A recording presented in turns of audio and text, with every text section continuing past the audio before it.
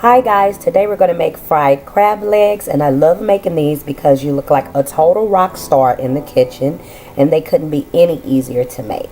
First off, I want to start off with the seasoning that I used directly on the crab legs. I just shook it in a bag, and that's some Creole seasoning, some red pepper flake, and a little chili powder.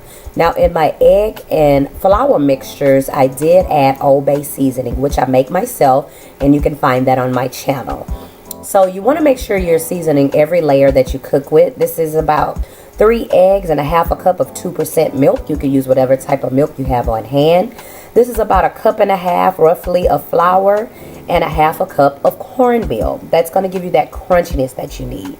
This is some blue water crab that I got from my local grocery store. And I just cleaned them. You run them under cold water. You can take a spoon or use your fingers and get all that gook out if it doesn't gross you out too bad. And just make sure they're really clean before you fry them. So they're ready to take a dip into the egg mixture. I just put 2 in at a time.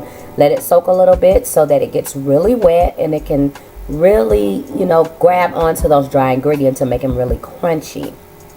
I put them in a couple of times. I flip them over, and I make sure to use one hand for this wet ingredient process, because you want to keep one hand free always in the kitchen in case the phone rings or anything like that. So I just make sure I get them completely covered, and then I just lift them up and I shake off all the excess dry ingredient, and I'm getting them ready for this pot of liquid goodness. I use my Dutch oven because I just feel like with deep frying it holds the heat better. But if you are using a cast iron skillet, you could do a shallow fry and turn them over about 1.5 minutes per side or until golden brown. But these I'm just going to drop in about 2 to 3 minutes. You'll see they'll float to the top and they'll be crispy brown.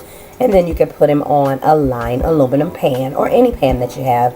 I do this because seafood tends to get cold and I like to serve them warm. So I keep them in a 200-degree oven. It's not going to continue to cook, but it's going to keep them warm until you serve them.